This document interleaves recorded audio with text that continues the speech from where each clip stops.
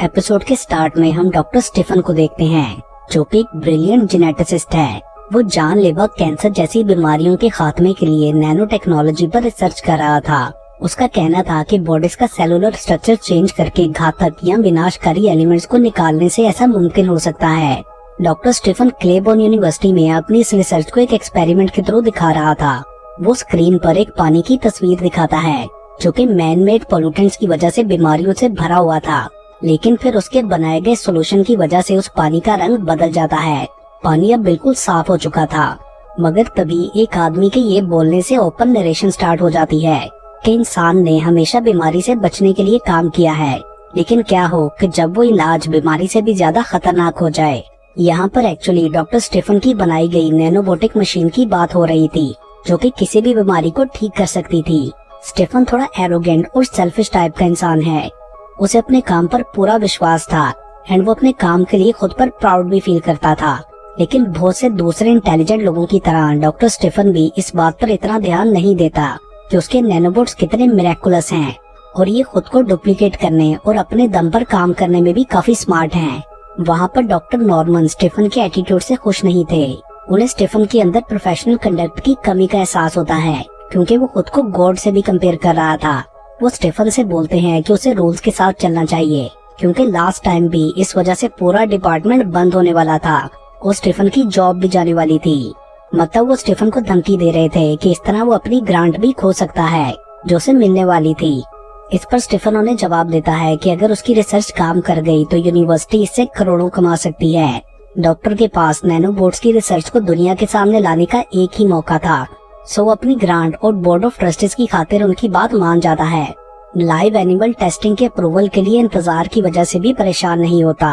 उसकी नैनोबोट्स की इस रिसर्च के लिए उसका दोस्त और कोलीग डॉक्टर एंडी बहुत ज्यादा एक्साइटेड था, जिसकी जल्दी ही स्टीफन की बहन जूडी से शादी होने वाली थी। और वो ये न्यूज स्टीफन को भी देता है, जिसे सुनकर वो बहुत खुश हो गया था। वो एंडी को नैनोबोट्स दिखाते हुए कहता है कि हमें ये बहुत ही जबरदस्त चीज मिली है। देन एंडी वहाँ से निकल आता है डॉक्टर कैट्समैन के साथ अपनी अपॉइंटमेंट के लिए, क्योंकि उसकी कमर में दर्द था। डॉक्टर एक्सरे रिजल्ट्स को देखते हुए बताती है कि तुम्हारे पेल्विक रीजन में एक कैविटी है, जो कि ऑस्टियोसार्कोमा को इंडिकेट करता है। ये सुन के एंडी घबरा जाता है, क्योंकि डॉक्टर उसे घातक पेल्विक कैंसर की न्यूज सुना रही थी, जिसकी वजह से या तो वो 1 साल में मर सकता था या फिर सर्जरी के बाद उसे अपने लोअर बॉडी के बिना ही रहना होगा। इस हॉरिफाइंग न्यूज के सोल्यूशन के लिए वो स्टीफन से उसके नैनोबोट्स के बारे और जानकारी लेने जाता है, लेकिन ये जानकर उसे मायूसी होती है कि स्ट्रिंजेंट टेस्ट के बिना बोर्ड कभी भी ह्यूमन टेस्टिंग अलाउ नहीं करेगा, चाहे इंसान खुद जितना भी इसके लिए तैयार क्यों ना हो, क्योंकि इस तरह लॉ सूट्स का खतरा था। एंडी अब क्योंकि पहले ही जूडी के साथ अपनी आने वाली जिंदगी की प्लानिंग कर रहा था और उसके पास खोने के लिए कुछ भी नहीं बचा था, सो वो रात को चुपके से स्टीवन की लैब में जाकर नैनोबोट्स खुद को इंजेक्ट कर लेता है, जिसके रिजल्ट जल्दी 3 दिन के अंदर ही आ जाते हैं। उसका ट्यूमर काफी हद तक कम हो गया था। एंडी काफी रिलैक्स हो जाता है, क्योंकि उसे एक नए जीवन की खबर मिली थी। मगर डॉक्टर इतनी सडन रिकवरी देख के दंग रह जाती है। नैनोबोट्स के फायदे अभी यहाँ खत्म नहीं हुए थे। एक दिन सुबह उठने पर एंडी को पता चलता है कि उसे अब ग्लासेस की भी जरूरत नहीं रही। एक्साइटेड होके वो तुरंत से स्टीवन के पास जाता है और उसे नैनोबोट्स की सफलता का बताता है। अपनी रिसर्च के बारे में किए गए बोल्ड क्लेम्स के बावजूद वो एंडी की लापरवाही पर गुस्सा होता है। उसे गुस्सा था कि एंडी ने अपनी और उसकी लाइफ और करियर को रिस्क में डाला, मगर एंडी का मानना था कि कुछ भी गलत नहीं होगा। वो स्टीफन को अपनी बॉडी का 20 साल पुराना स्कार भी दिखाता है, जो कि अब हील हो चुका था। स्टीफन को फिक्र थी कि नैनोबोट्स एंडी की हेल्थ पर क्या असर डालते हैं। साथ ही उसे डर था कि अनटेस्टेड ड्रग को इंसान पर यूज करने से उसे जेल भी जाना पड़ सकता है। एंडी बोलता है कि तुम इस बात की फिक्र मत करो, क्योंकि मैंने ये खुद किया, तुम्हें तो पता भी नहीं था, सो तुम इसके लिए रिस्पॉन्सिबल नहीं हो। साथ ही एंडी बोलता है कि मैं पब्लिक के लिए एक प्रूफ बन सकता हूँ कि नैनोबोट सच में काम करते हैं, जिस पर स्टीफन उसे समझाता है कि हाई प्रायोरिटी रिसर्च प्रोजेक्ट के साथ छेड़छाड़ करने पर तुम्हें यूनिवर्सिटी से निकाला जा सकता है, या पूरी जिंदगी के लिए किसी अनमार्क्ड मेडिकल लैब में भी बंद करके रखा जा सकता है। वहाँ तुम्हारी बॉडी में नीडल्स लगा दी जाएंगी। स्टीफन को डर था कि नैनोबोट्स एंडी पर कुछ रिएक्शन शो करेंगे, सो वो उसे अपनी बॉडी से खत्म करने के लिए कहता है, मगर एंडी मना कर देता है, क्योंकि उसका मानना था कि वो अपनी लाइफ में सबसे ज्यादा फिट अब फील कर रहा है। उसका कहना था कि नैनोबोट्स उसे प्रोटेक्ट करेंगे और हेल्दी रखेंगे। साथ में उसे ये डर था कि अगर उन्हें डीएक्टिवेट किया गया तो कैंसर दोबारा आ सकता है। इसलिए वो स्टीफन से कहता है कि तुम मुझे बस अपनी रिसर्च को प्रूव करने के लिए अपॉर्चुनिटी के तौर पर लो। एंड एट लास्ट स्टीफन भी उसकी बात मान गया था। देन वो लोग नैनोबोट्स के और बेनिफिट्स और बिहेवियर्स रिकॉर्ड करने के लिए फर्दर टेस्ट करते हैं। नैनोबोट्स ने कैंसर क्योर करने, आईसाइट ठीक करने और स्कार हील करने के साथ साथ एंडी को और ज्यादा एनर्जेटिक और एक्टिव बना दिया था। स्टीफन बहुत ज्यादा टेस्ट करता है कि नैनोबोट्स और क्या क्या कर सकते हैं। नैनोबोट्स की वजह से एंडी किसी तरह पानी के अंदर भी सरवाइव कर पा रहा था। 7 मिनट तक वो पानी के अंदर अपनी सांस रोक पाता है। नैनोबोट्स ने उसकी सिवियर बर्न स्किन को भी रिपेयर कर दिया था, बस कुछ ही सेकंड्स में। एंडी बोलता है कि वो स्टीफन और नैनोबोट्स का बहुत ग्रेटफुल है कि उन्होंने इसकी लाइफ इम्प्रूव की।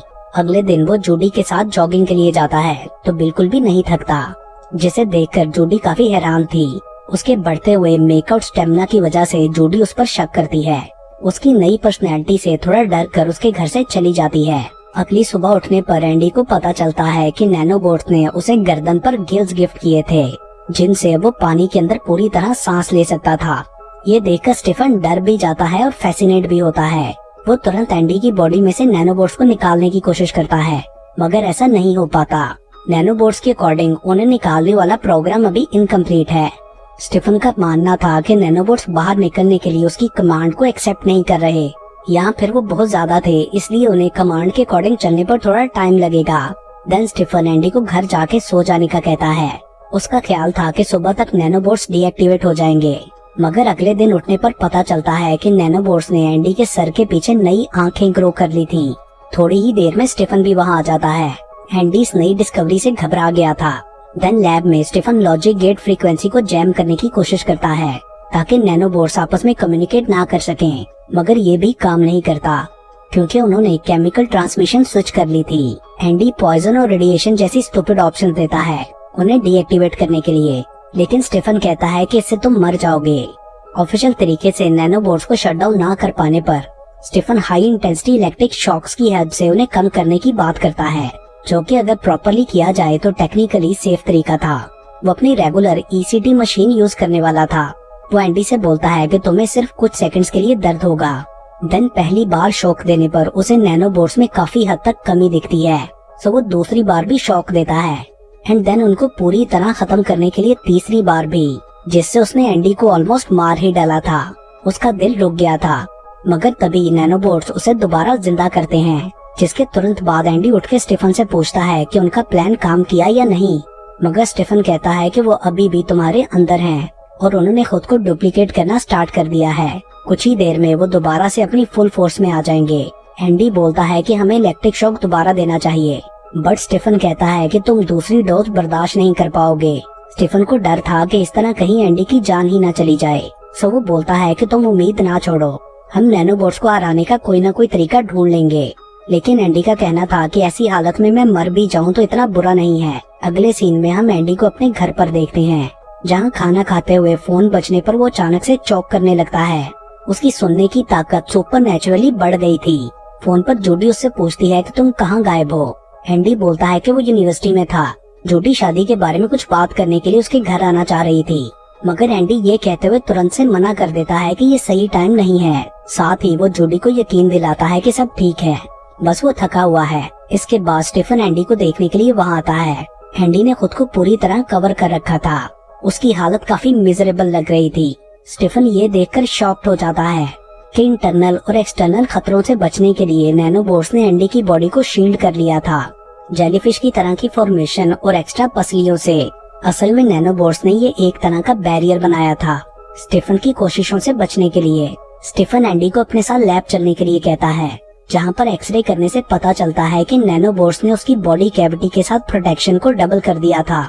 एंडी बोलता है कि मैं सबके लिए तुम्हें नहीं बल्कि खुद को ब्लेम करूंगा, क्योंकि ये पेंडोरा बॉक्स मैंने खुद ही खोला था। एंड देन डेस्परेट होकर अपने इस टॉर्चर को खत्म करने के लिए एंडी खुद पर नाइफ पॉइंट कर लेता है। स्टीफन ये कहते हुए उसे रोकने की कोशिश करता है कि हम पब्लिक में जाके दूसरे साइंटिस्ट की हेल्प ले सकते हैं, बट एंडी ये सब नहीं करना चाहता था। वो ये भी नहीं चाहता था कि जूडी उसे किसी पागल के तौर पर याद रखे। एंड देन वो स्टीफन से सॉरी बोलते हुए खुद को स्टैब कर लेता है, मगर कुछ ही सेकंड में वो नाइफ अपने आप ही एंडी की बॉडी से बाहर आने लगती है और एंडी दोबारा से सांस लेने लगा था। मतलब नैनोबोट्स ने उसे दोबारा जिंदा कर दिया था। एंडी बोलता है कि 2 हफ्ते पहले शायद उसने अपनी आत्मा को नई जिंदगी के लिए बेच दिया। अब उसे वो तो मिल गया जो वो चाहता था, लेकिन अब जीने की ख्वाहिश नहीं बची और वो मरने के लिए बेचैन था। उसे अपनी इस फिजिकल कंडीशन पर गुस्सा भी था और मर ना सकने की वजह से मायूसी भी। वो स्टीफन से बोलता है कि कुछ भी करके या तो मुझे ठीक करो या मार डालो। साथ ही वो स्टीफन को वोल्टेज बढ़ा के इलेक्ट्रिक शॉक देने का कहता है ताकि नैनोबोट्स अपना डिफेंस ना बना सकें और खत्म हो जाएं। मगर बहुत कोशिश के बाद भी स्टीफन नैनोबोट्स को डीएक्टिवेट या रिमूव नहीं कर पाता। एंडी किसी भी तरह मर जाना चाहता था ताकि जोडी उसकी ये मॉन्स्टर जैसी हालत ना देख पाए। सो कोई रास्ता ना मिलने पर एट लास्ट वो दोनों एंडी को इलेक्ट्रिक शॉक की लीथल डोज देने के लिए एग्री हो जाते हैं ताकि नैनोबोट्स भी खत्म हो जाएं और एंडी की जान भी चली जाए। फिर स्टीफन सॉरी बोलते हुए बटन प्रेस कर देता है जिससे एंडी की डेथ हो जाती है। उसके बाद स्टीफन बचे हुए नैनोबोट सैंपल्स को नष्ट कर देता है। उसने आखिर में अपनी लैब भी जला दी थी ताकि कोई एविडेंस ना बचे। कुछ टाइम बाद जोडी एंडी के अपार्टमेंट जाती है उसकी चीजें पैक करने, तो एक फोटो फ्रेम गिरकर टूट जाता है जिसके कांच से जोडी की फिंगर पर कट लग गया था, लेकिन तुरंत से ही उसका वुंड हील हो जाता है। मतलब मेकआउट करने से कुछ नैनोबोट्स शायद जोडी के अंदर चले गए थे। और इसके साथ ही ये मूवी यहीं पर खत्म।